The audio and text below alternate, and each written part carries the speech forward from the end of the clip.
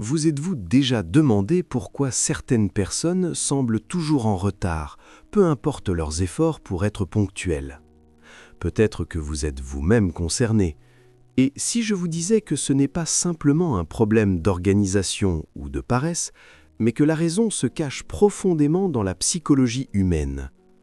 Aujourd'hui, nous allons explorer les mécanismes psychologiques derrière les retards chroniques, comprendre ce qui se passe dans le cerveau de ces personnes et pourquoi cette habitude est bien plus complexe qu'on ne le croit. Préparez-vous, car certaines révélations pourraient vous surprendre.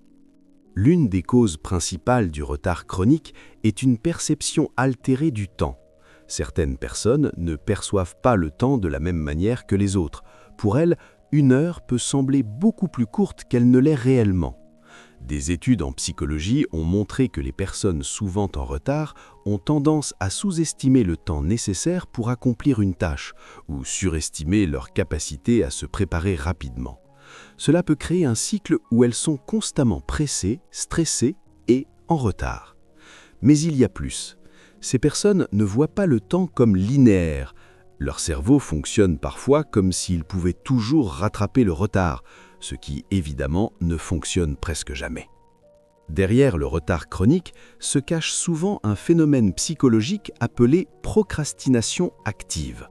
Contrairement à la procrastination passive, ces personnes ne perdent pas leur temps. Elles sont souvent très occupées, mais occupées à des tâches qui n'ont pas de priorité immédiate. Le retard peut également être une manière inconsciente d'éviter certaines situations. Par exemple, arriver en retard peut être un mécanisme pour retarder l'inconfort social, la confrontation ou même le stress lié à la performance. En d'autres termes, le retard devient un mécanisme de protection psychologique, un moyen inconscient de gérer l'anxiété et les pressions sociales. Les retards chroniques ne sont pas aléatoires, ils sont souvent liés à certains traits de personnalité. Impulsivité, les personnes impulsives agissent sur l'instant sans planifier correctement. Elles peuvent se laisser distraire facilement et perdre la notion du temps. Optimisme excessif, croire qu'elles peuvent tout faire rapidement ou que rien ne prendra autant de temps qu'en réalité. Rebelles ou non conformistes, certaines personnes retardataires adoptent inconsciemment le retard comme un acte de résistance, un moyen de contrôler leur vie quand tout le reste semble imposé. Perfectionnisme, ironiquement, le perfectionnisme peut aussi causer du retard. Vouloir que tout soit parfait avant de partir, choisir la tenue idéale ou vérifier une dernière fois un document, tout cela repousse le moment du départ. Le retard chronique peut également être lié à des facteurs émotionnels plus profonds. Manque de confiance en soi, arriver en retard peut servir à éviter de se montrer pleinement avant d'être prêt mentalement. Stress et anxiété, certaines personnes retardataires ont un rapport particulier au stress. Elles se sentent paralysées par la pression et procrastinent inconsciemment. Besoin d'attention, dans certains cas, le retard peut être un moyen inconscient de capter l'attention, de provoquer une réaction ou même d'exprimer un malaise intérieur.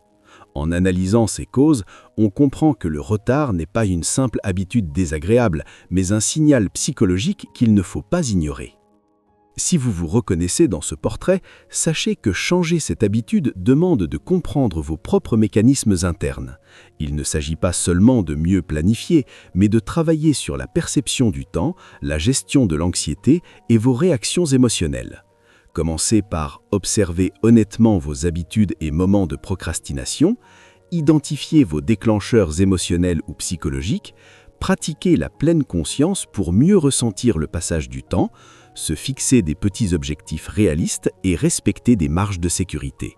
Souvenez-vous, le retard n'est pas une fatalité, il est le reflet d'un fonctionnement interne et le comprendre est la première étape pour reprendre le contrôle.